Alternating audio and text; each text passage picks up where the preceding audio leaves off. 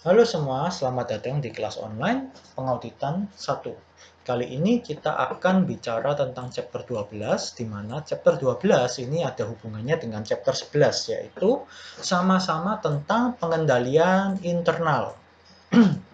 Di mana untuk chapter 12 ini kita akan menilai ya resiko kontrolnya atau resiko pengendaliannya dan juga pelaporannya atas pengendalian internal kepada klien. Mari kita lihat overview-nya terlebih dahulu, di mana di sini ada 7 overview. Tapi ada beberapa yang tidak kita bahas. Kenapa? Karena beberapa poin itu mengikuti peraturan dari Amerika. Karena buku Ahrens ini mengikuti US GAAP. Ya. Jadi di sini kita akan bahas semua tetap, tapi nanti akan ada poin-poin yang saya berikan bahwa ini tidak berlaku di Indonesia. Oke, mari kita lihat terlebih dahulu. Poin pertama, kita harus bisa memahami ya pengendalian internal perusahaan di mana kita memakai 3 teknik, yaitu teknik berupa narasi, berupa membuat flowchart dan juga menggunakan internal control kuesioner ya, jadi semacam kuesioner. Nah, itu adalah yang pertama kita mendapatkan pemahamannya terlebih dahulu. Lalu berikutnya kita akan mencoba menilai resikonya atau CR-nya ya. Jadi kalau kalian masih ingat ya rumus yang kemarin ya ada CR, ada IR, PDR, AR. Nah itu. Nah untuk menilai CR kita memakai yang namanya control risk matrix. Jadi ini nanti ada gambarnya berupa matriks di mana matriks ini akan berisi tentang asersi ya, asersi terhadap transaksi tersebut dan juga ada existing control atau kita menuliskan key control ya kunci-kunci utama pengendalian atas transaksi itu lalu kita hubungkan pengendalian yang ada yang saat ini ada dan dengan asersinya ya kita hubungkan apakah asersinya sudah memenuhi atau tidak. Untuk existing control, kita juga akan melihat apakah terdapat defisiensi atau kekurangan yang terjadi pada kontrol-kontrol tersebut. Nah, defisiensi sendiri terdiri dari 3 tingkatan, yaitu defisiensi sendiri, tingkatan signifikan, dan juga tingkatan material weakness yang paling parah. Poin yang ketiga, kita mendesain TOC atau Test of Control, di mana untuk prosedurnya kita mendapatkannya dengan cara 4 cara, yaitu bisa dengan cara inquiry atau investigasi atau tanya jawab dengan klien, melakukan inspeksi atas data, catatan, dan pelaporannya, lalu observasi aktivitas pengendaliannya, apakah memang sesuai dengan yang mereka dokumentasikan, lalu juga reperformance atau melakukan ulang prosedur klien. Ya, ini adalah 4 tipe untuk melakukan TOC. Lalu berikutnya adalah tentang implikasi CR terhadap PDR. Jadi kalau kalian masih ingat, ya hubungannya terbalik. Ya, kalau CR-nya tinggi berarti PDR-nya rendah. Kebalikannya juga begitu. Nah, tergantung dari apa? Tergantung dari dua faktor ini.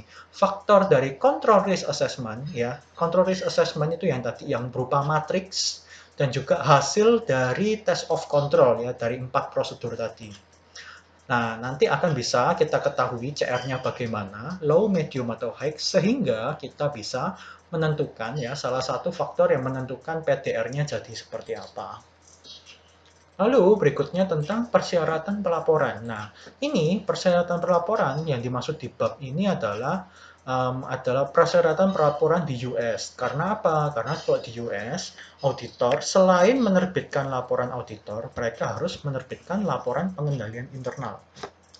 Nah, tapi dalam hal ini secara umum kita untuk pelaporannya kita melakukan komunikasi ke pihak tata kelola perusahaannya ya. Biasanya auditor internalnya perusahaannya sendiri atau komite auditnya. Lalu kita juga menerbitkan manajemen letter kepada pihak manajemen. Nanti ada contohnya. Lalu berikutnya adalah evaluasi pelaporan dan uji internal kontrol di perusahaan non-publik. Nah, sekali lagi ini ada di bab ini karena ada perbedaan antara non-publik dan public company di US, di mana kalau laporan pengendalian internal untuk non-publik itu tidak wajib, tapi kalau publik wajib ada laporan pengendalian internal. Ya. Lalu di sini secara umum perbedaannya ada di bagian ini ya, extent of internal control, extent of understanding ya, assessing under control risk yang matrix itu, extent of test of control. Jadi yang tadi yang di atas-atas ini. Jadi kalau di Indonesia lebih bergantung pada besaran dan kompleksitas dari perusahaan tersebut. Semakin kompleks, semakin extend. Semakin besar, semakin extend. Seperti itu. Lalu berikutnya audit pengendalian internal di lingkup IT ya, information technology. Jadi istilah perusahaannya paperless, tidak memakai dokumen fisik, tapi semuanya elektronik. Itu yang dimaksud dengan lingkup IT. Jadi ada dokumen-dokumen ataupun catatan yang berupa elektronik, tidak ada di print, di kertas, tidak ada, tapi berupa datanya berupa elektronik. Nah, di sini ada dua pendekatan, yaitu dengan cara test data approach dan juga parallel simulation. Jadi kalau test data approach ini kita auditor mencoba membuat transaksi dan kita masukkan ke sistemnya perusahaan. Apakah hasilnya sesuai dengan pengendalian internal sistem tersebut? Kalau parallel simulation berarti kita ya melakukan tes dengan cara membandingkan sistemnya perusahaan dan juga sistemnya auditor. Jadi auditor punya sistem sendiri untuk melakukan tes pengendalian. Oke, jadi overview-nya ada 7 ini. Ya. Ada 7. Nah, jadi kalian ikuti bertahap dari atas sampai bawah. Ya. Jika ada pertanyaan, kalian bisa mengajukan ke saya. Oke, sekian dan terima kasih. Selamat belajar.